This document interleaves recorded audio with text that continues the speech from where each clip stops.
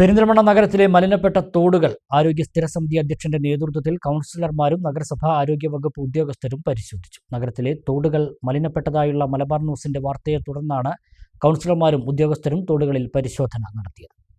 പെരിന്തൽമണ്ണ നഗരത്തിലെ തോടുകളിലേക്ക് മാലിന്യം തള്ളുന്നതും തോട് മലിനപ്പെട്ടതും തോട് കയ്യേറിയതും ഉൾപ്പെടെ മലബാർ ന്യൂസ് കഴിഞ്ഞ ദിവസം റിപ്പോർട്ട് ചെയ്തിരുന്നു. നഗരത്തിലെ തോടുകളിൽ മലിനജലം ഒഴുക്കുന്നത് തടയുന്നതിൽ നഗരസഭയ്ക്ക് നിസ്സംഗതയാണെന്ന് കഴിഞ്ഞ ദിവസം ചേർന്ന താലൂക്ക് വികസന സമിതി യോഗത്തിൽ ഉയർന്ന പരാതിയാണ് മലബാർ ന്യൂസ് വാർത്തയാക്കിയത്. ഇതേ തുടർന്ന് നഗരസഭാ ആരോഗ്യ സ്ഥിരം സമിതി അധ്യക്ഷൻ നാലകത്ത് ബഷീറിന്റെ നേതൃത്വത്തിൽ കൗൺസിലർമാരും നഗരസഭാ ആരോഗ്യ വിഭാഗം ഉദ്യോഗസ്ഥരും നഗരത്തിലെ തോടുകൾ പരിശോധിച്ചു.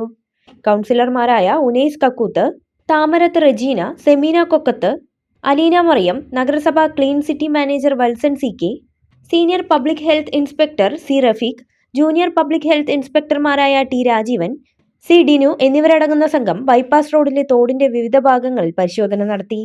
തോടുകളിലേക്ക് മലിനജലം ഒഴുക്കുന്നവർക്കെതിരെ നടപടി സ്വീകരിക്കുമെന്ന് ആരോഗ്യകാര്യ സ്ഥിരം സമിതി അധ്യക്ഷൻ നാലകത്ത് ബഷീർ അറിയിച്ചു. വിരലിന്റെ കാര്യത്തിലാണേലും യാത്രയുടെ കാര്യത്തിലാണേലും രണ്ടും മുറിഞ്ഞു പോകാതെ തുന്നിച്ചേർത്തത് കിംസ് അൽ ഷിഫയിലെ ഹാൻഡ് ആൻഡ് റിസ്റ്റ് സെന്ററാണ്. Hand and wrist centre, KIMS Al Shifa hospital, Perinthalmanna.